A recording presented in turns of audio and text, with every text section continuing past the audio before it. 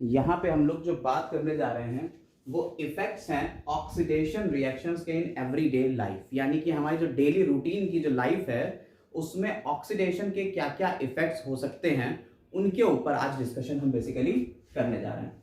तो उसमें पहला है कोरोजन और दूसरा आएगा आपका, क्या आएगा दूसरा?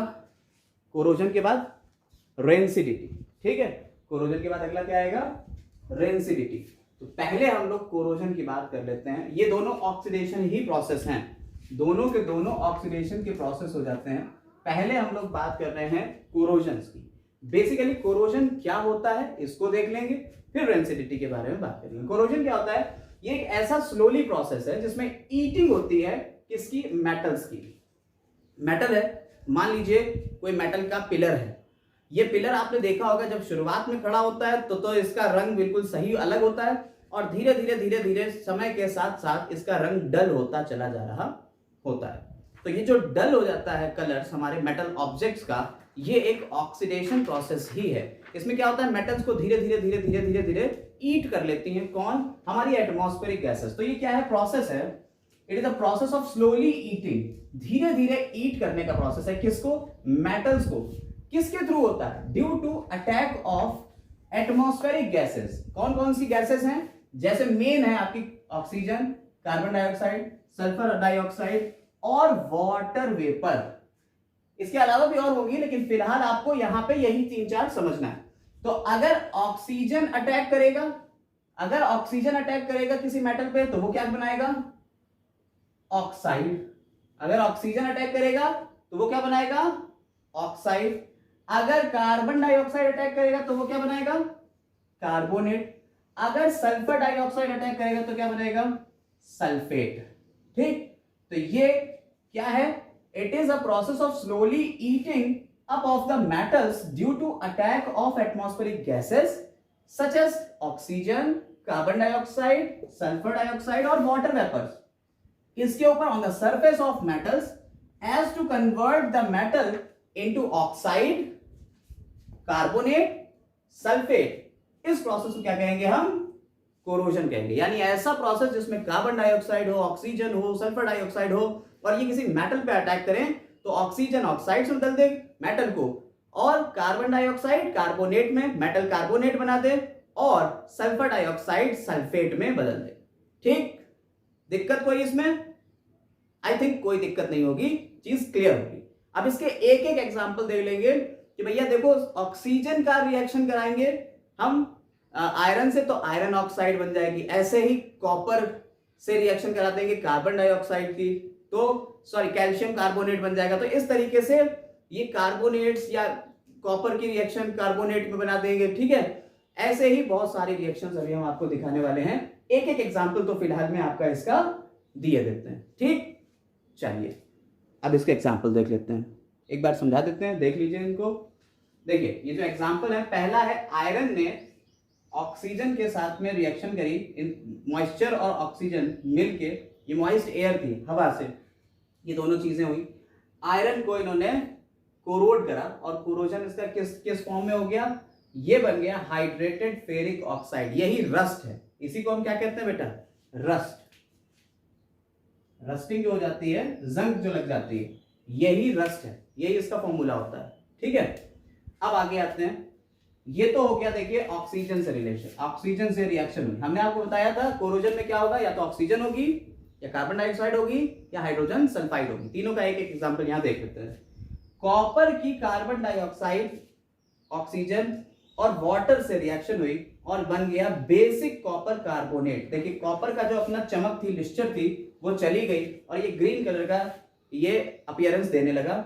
इसे कह दिया बेसिक कॉपर कार्बन। अब ये बेसिक क्यों कहा गया? देखिए ये तो हो गया कॉपर कार्बोनेट CuCO3, और ये जो होता है कॉपर हाइड्रोक्साइड, ये कैसा है बेटा? इसका नेचर होता है बेसिक।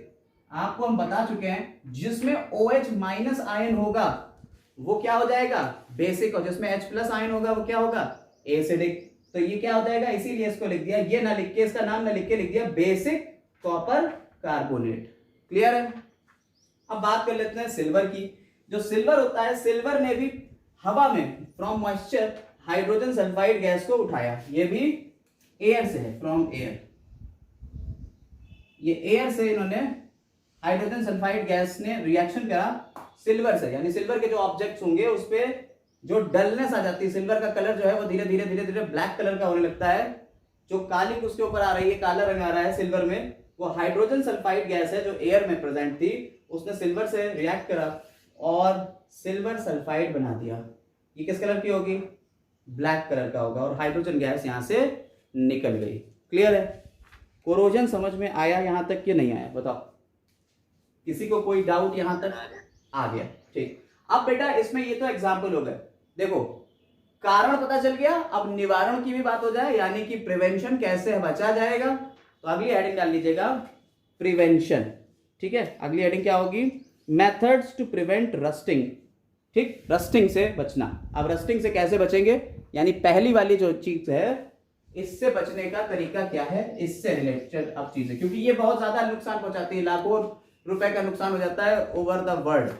क्या होता है कि भाई आपके दरवाजे हैं उस पर भी रस्ट जम रही है, तो ये सब चीजों से बचने का तरीका है।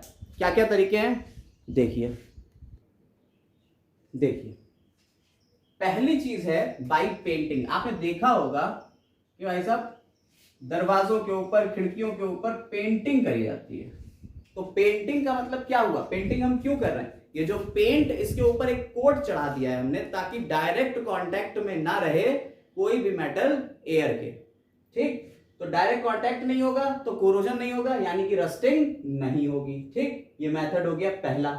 दूसरा है ग्रीजिंग एंड ऑयलिंग। आपने देखा होगा हमारी साइकिल्स, हमारी बाइक में ग्रीजिंग और ऑयलिंग होती रहती है लगातार, चेन्स के आसपास या जहां पे रिम्स होते हैं वहां पे ही, कनेक्शन जहां जहां पे होते हैं, जहां घूम रही होती चीजें, वहां रस्टिंग और ऑयलिंग, रस्टिंग से बचने के लिए ग्रीजिंग और ऑयलिंग करते हैं। दरवाजों में भी जो होता है, जो हिंज होते हैं हमारे, हिंज, बरसात के दिनों में हिंज में से आवाज आने लगती है, तो उसके ऊपर भी हम लोग जो है वो तेल डाल देते हैं। तो ऑयलिंग इसीलिए कर रहे होते हैं कि रस्ट से बचाव रहे। तीसरी चीज है गैल्वेनाइजेशन। गैल्वेनाइजेशन क्या होता है? इसमें हम जिंक की कोटिंग कर देते हैं किसी मेटल के ऊपर, जैसे कि हमारा आयरन है, तो यहाँ पे रस्टिंग आयरन की बता रहे हैं, तो मेटल के ऊपर क्या करेंगे? कोट कर देंगे। क्या करते हैं हम? किसी मेटल को पकड़ते हैं, उसे डिप कर देते हैं जिंक के अंदर और उसे निकाल लेते हैं, तो उसके ऊपर क्या होता है? जिंक की एक कवर चढ़ जाता है। अब जिंक का कवर चढ़ गया तो जिंक जो है वो रिएक्शन करेगा नहीं ऑक्सीजन से, या अगर करेगा भी तो जिंक ऑक्साइड बनेगा, आयरन ऑक्साइड नहीं बनेगा, आयरन नहीं टूटेगा। ठीक है, तो इसलिए आयरन बच जाएगा, तो जिंक की बाहर से कोटिंग कर देते हैं। क्लियर है? तो ये जो जिंक की कोटिंग कर रहे हैं इस प्रोसेस कहते हैं गैल्वेनाइजेशन। ठीक, समझ आई बात? तो ये तो इफेक्ट हो गए आपके ऑक्सीडेशन रिएक्शन के एवरीडे लाइफ में पहला। अब दूसरा इफेक्ट जो है जिसकी बात करने जा रहे हैं हम, वो है रेंसिडिटी। तो अब उसको देख लेते हैं। तो रेंसिडिटी क्या होता है? द ऑक्सीडेशन, ये भी एक तरीके का ऑक्सीडेशन है, oxidation of oils and fats in a food resulting into a bad smell and bad taste. यानी कि फूड के ऊपर अगर ऑक्सीडेशन हो रहा है, फूड में ऑयल्स का ऑक्सीडेशन, ऑयल्स तेल का, याद रखिएगा तेल या फैट में कोई भी चीज हो सकती है, उसका अगर ऑक्सीडेशन हो रहा है और उसका रिजल्ट क्या है? बैड स्मेल आ जाए और बैड टेस्ट हो जाए, तो इस प्रोसेस को क्या कह देंगे हम? रेंसिडिटी कहेंगे। इसको समझाने के लिए हम आपको एक बड़ा अच्छा एग्जांपल दें। काफी मीम्स चलती थी कि जो चिप्स के पैकेट होते हैं, तो उसके ऊपर काफी मीम्स चली कि मैं गया, मैंने 10 रुपए का चिप्स का पैकेट लिया, मैंने 10 रुपए की हवा खरीदी और उसमें 2 रुपए के या 5 रुपए के चिप्स मिल गए। इस तरीके का एक आप लोगों की मीम्स चलती हैं। तो चिप्स का पैकेट जब भी हम लेने जाते हैं तो उसमें जो हवा वाला होता है, हम कहते हैं भैया जो भरा हुआ है, फूला हुआ, उसी को दीजिएगा, जिसमें हवा निकली हुई होती है हम उसको नहीं लेते हैं। तो ऐसा क्यों होता है? इसका पीछे का प्रोसेस यही होता है कि जब कभी आप चिप्स या आपकी जो नमकीन होती है उसको आप रख दीजिए, ठीक है, या बिस्किट्स है, आप उसको ऐसे ही रख दीजिए, तो जो तेल में भीगे हुए बिस्किट्स वगैरह हैं, तो तेल तो होगा ही होगा उसके अंदर, नो डाउट। तो होता क्या है, हवा से उसमें ऑक्सीडेशन होने लगता है, ऑक्सीजन उस ऑयल या फैट से रिएक्शन करने लगती है और उसमें एक अजीब सी स्मेल आने लगती है जो कि बैड स्मेल है, और उसका टेस्ट भी बदल जाता है जो कि बैड टेस्ट है। ये क्यों हो रहा है? उस ऑक्सीजन की वजह से हो रहा है जो एयर में प्रेजेंट थी। तो एयर में प्रेजेंट ऑक्सीजन जो थी उसने क्या किया? उसने हमारे फूड के साथ में रिएक्शन किया, और फूड में किसके साथ में रिएक्शन करा? फूड की जो ऑयल था या फैट था उसी के साथ में रिएक्शन करा। इस प्रोसेस को क्या कहेंगे हम? रेंसिडिटी। क्लियर है? समझ में आ गई बात सभी को? तो oxidation of oils and fats in food resulting into bad smell and taste is called rancidity. बोलो यहां तक कोई डाउट किसी को भी नहीं? तो चलिए अब ये भी देख लेते हैं भैया इससे बचने का उपाय क्या है। पीछे कोरोजन से बचने का तो उपाय देख लिया कि भैया पेंटिंग कर दो, ये कर दो, वो कर दो, गैल्वेनाइजेशन कर दो, है ना। अब इससे बचने का उपाय क्या क्या है ये भी देख लेते हैं। तो हेडिंग डाल लीजिएगा, prevention methods to prevent from rancidity. तो देख लीजिए भाई क्या क्या मेथड है। पहला है बाय एडिंग एंटीऑक्सीडेंट्स, यानी कि जब कभी हम खाने को अगर रखना चाह रहे हैं देर तक तो उसमें हम क्या करें, कुछ ऐसे केमिकल्स या सब्सटेंसेस मिला दें जो कि ऑक्सीजन से बचा ले रिएक्शन होने से, तो उनको क्या कह देंगे हम, एंटीऑक्सीडेंट्स। दूसरी चीज होती है वैक्यूम पैकिंग। आप लोगों ने देखा होगा कि पैकेजिंग जब करते हैं ये आपने फॉरेन में ये कल्चर कुछ ज्यादा चल रहा है, ये ट्रेंड फॉरेन में कुछ ज्यादा है। वहां पे तला हुआ सामान जो होता है उसे सुखा के आपको दे दिया जाता है, ठंडे ठंडा सामान आपके पास आता है, आपको सिर्फ उसे गर्म करना होता है और तुरंत खा लेना होता है। जैसे कि मान लीजिए पराठे हैं, आपने कहा हम पराठा खाना चाहते हैं, तो अब आपके घर में ये थोड़ी है कि आप बैठ के पराठा बनाओगे। बने बनाए पराठे हैं, उन्हें पैक कर दिया गया है और पैक करके आपके घर पे डिलीवर कर दिया गया है। ठीक है, आपको बस क्या करना है, उसे खोलना है, गर्म करना है और खा लेना है, बने बनाए। ठीक है, बिल्कुल वही वाला है कि काटो खोलो और लगा लो, ठीक, बिल्कुल वैसे ही वाला सीन है। तो यहां पे भी क्या करा जाता है, जब इस तरीके की कंडीशन आती है कि हमें खाने को पैक करके उसे बड़े लार्ज स्केल के ऊपर डिस्ट्रीब्यूट करना है, तो क्या करेंगे, हम खाने में कुछ एंटीऑक्सीडेंट्स मिला देते हैं। और साथ ही साथ अगर हमने ये नहीं कर पाया तो हम वैक्यूम पैकिंग करते हैं। हम पैकेजिंग ऐसी कर देते हैं कि उसमें से हवा पूरी बाहर निकाल लेते हैं और बिल्कुल पतला पतला उसके ऊपर हम जो है वो कवर चढ़ा देते हैं, पॉलिथीन चढ़ा दी, जिसमें से एयर हमने पूरी रिमूव कर दी। तो हमने क्या करा, इसको वैक्यूम पैकिंग कर दी। तीसरी चीज क्या है, हाँ क्या बेटा, वैक्यूम पैकिंग में ड्राई फ्रूट्स आते हैं सर। हाँ हाँ हाँ बिल्कुल, जहां ऑयल वाली चीजें होंगी तो वहां पे ये हो सकता है वैक्यूम, बिल्कुल सही कह रहे हो। ड्राई फ्रूट्स वगैरह आप अगर देखोगे जाके तो वहां मिलेगा ये। इसके बाद अगर बात करते हैं नाइट्रोजन की, तो नाइट्रोजन आप लोग जो चिप्स के पैकेट लेने जाते हो उसमें जो हवा भरी होती है, बेसिकली वो हवा नहीं है, वो क्या है, वो नाइट्रोजन ही है। क्योंकि नाइट्रोजन लेस रिएक्टिव होती है, बहुत कम रिएक्शन करती है। इलेक्ट्रिक बल्ब के अंदर भी नाइट्रोजन ही हम भरते हैं। ठीक है, इलेक्ट्रिसिटी में आपको पढ़ाएंगे कि इलेक्ट्रिक बल्ब के अंदर भी हम नाइट्रोजन भर देते हैं ताकि टंगस्टन का ऑक्सीडेशन ना हो पाए। तो ऑक्सीडेशन से बचने के लिए, चिप्स वगैरह के ऑक्सीडेशन से बचने के लिए क्या करते हैं हम, उसके अंदर हवा निकाल के, एयर निकाल के उसमें क्या भर देते हैं, नाइट्रोजन भर देते हैं। और नाइट्रोजन उस ऑयल से रिएक्ट करेगी नहीं, तो अंदर का सामान काफी दिन तक सेफ रहेगा। इसके बाद करते हैं रेफ्रिजरेशन ऑफ फूड स्टफ। जो फूड स्टफ है उसको हम फ्रिज के अंदर भी रख देते हैं। कभी कभी आपने देखा होगा कि हम अपने फ्रिज में या रेफ्रिजरेटर्स में फूड को रख देते हैं। वो क्यों रखते हैं, इसीलिए रखते हैं क्योंकि वहां लो टेम्परेचर होता है और लो टेम्परेचर पे रिएक्शंस का रेट जो है बहुत स्लो हो जाता है, तो इस वजह से काफी दिन तक ये ऑक्सीडेशन नहीं होगा। बट स्लो होता है, हम आपको बता दे रहे हैं, रेफ्रिजरेशन में रेट स्लो होता है, खत्म नहीं होता है कि रिएक्शन नहीं होगी, रिएक्शन होगी, काफी दिन बाद होगी, या 2 दिन 3 दिन तक आपका सेव रहेगा खाना। ठीक है, तो वो जो सेफ्टी के लिए ये काम कर रहे हैं, प्रिवेंशन मेजर्स हैं, किससे बचने के लिए, हमारे तेल वाले खाने को बचाने के लिए, यानी रेंसिडिटी से बचने के ये मेजर्स हैं।